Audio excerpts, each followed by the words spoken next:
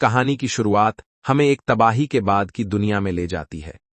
धरती से एक विशाल एस्ट्रॉयड टकराए हुए 5 साल बीत चुके हैं। इस टक्कर ने पूरी दुनिया को बदल दिया।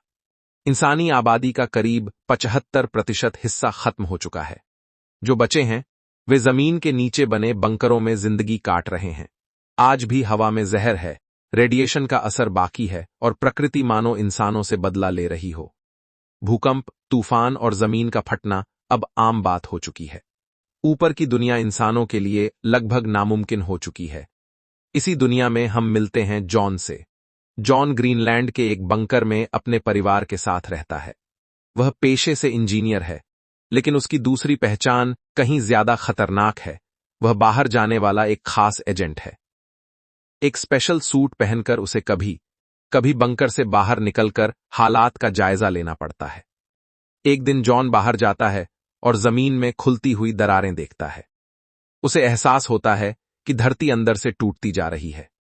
आगे बढ़ते हुए वह समुद्र किनारे पहुंचता है, जहां उसे टूटी हुई शिप और कई लाइफ बोट्स दिखाई देती हैं। वह हर बोट को चेक करता है, लेकिन कुछ काम का नहीं मिलता। आखिरकार वह शिप के अंदर जाता है। वहां उसे जरूरी सामान के साथ साथ कई लाशें भी मिलती हैं। उसी शिप में उसे एक नोटबुक मिलती है, जिसके बीच एक सूखा हुआ लेकिन खूबसूरत फूल रखा होता है। जॉन उस नोटबुक को अपने साथ रख लेता है। तभी रेडियो पर चेतावनी आती है, एक बेहद खतरनाक तूफान तेजी से उस इलाके की तरफ बढ़ रहा है। जॉन जान बचाकर भागता है। तूफान उसके पीछे पीछे आ रहा होता है। आखिरी पल में वह कूदकर बंकर के अंदर घुसता है और भारी गेट बंद कर देता है। अंदर पहुंचते ही जॉन टूट जाता है। वह समझ जाता है कि मौत कितनी नजदीक थी। इसके बाद वह अपने थेरेपिस्ट से मिलता है। जॉन दुनिया की बिगड़ती हालत और अपने डर के बारे में बात करता है। थेरेपिस्ट उसे समझाता है कि डर अब सबकी जिंदगी का हिस्सा बन चुका है।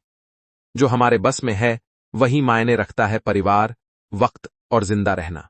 इसी बीच जॉन की पत्नी एलिसन दूसरे बंकर में लीडर्स की मीटिंग में होती है।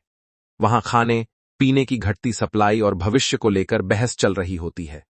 डॉक्टर अमीना एक अहम जानकारी देती है, एस्ट्रॉयड से बने गहरे खड्डे, जिनमें तूफान और जहरीली हवा का असर कम हो सकता है। लेकिन ये जगहें फ्रांस में हैं, जहां भयानक जंग चल रही है। अचानक भूकंप आता है।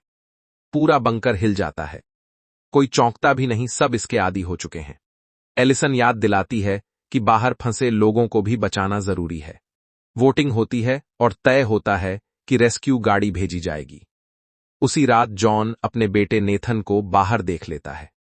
अंदर आने पर नेथन अपने कमरे में टॉर्च से चादर के छेदों से दीवार पर तारे बना रहा होता है, ताकि उसे आसमान देखने का एहसास हो सके। अगले दिन बंकर की दीवारों में दरारें बढ़ने लगती हैं। रेस्क्यू टीम लौट रही होती है। तभी जबरदस्त भूकंप आता है। संपर्क टूट जाता है। बंकर का एक हिस्सा ढह जाता है। लोग घायल हो जाते हैं। जॉन के सिर पर पत्थर गिरते हैं। उसकी खांसी बढ़ जाती है। तभी जोरदार धमाका होता है। जॉन एलिसन को ढूंढता है। वह घायल होती है। दोनों मिलकर नेथन को खोजते हैं।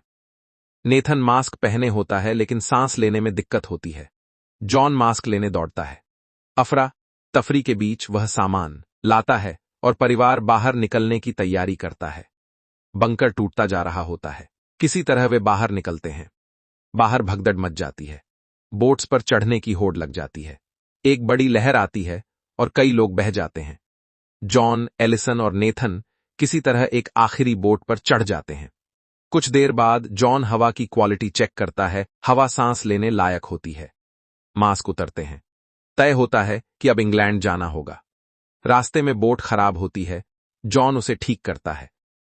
रात में नेथन पहली बार असली तारे देखता है। तेल खत्म होने पर बोट लहरों के सहारे चलती रहती है और आखिरकार लिवरपूल पहुंचती है। शहर आधा डूबा होता है। लोग बीमार और कमजोर दिखते हैं। एक बंकर के बाहर फौजी गोलियां चला देते हैं। एडमम वहीं मारा जाता है। तूफान आता दिखता है। परिवार एक वैन में लंदन की तरफ भागता है। रास्ते में एस्ट्रॉयड के टुकड़े फिर गिरते हैं। ड्राइवर मारा जाता है। अब 4 लोग पैदल आगे बढ़ते हैं। लंदन में उन्हें मैकेंजी मिलती है, जो एक रिटायरमेंट होम को सुरक्षित आश्रय बनाए हुए है। यहीं जॉन एलिसन को सच बताता है, उसके पास सिर्फ कुछ हफ्ते बचे हैं। जॉन फैसला करता है वह मरेगा, लेकिन फ्रांस के खड्डों तक पहुंचकर आगे रास्ता खतरनाक होता जाता है।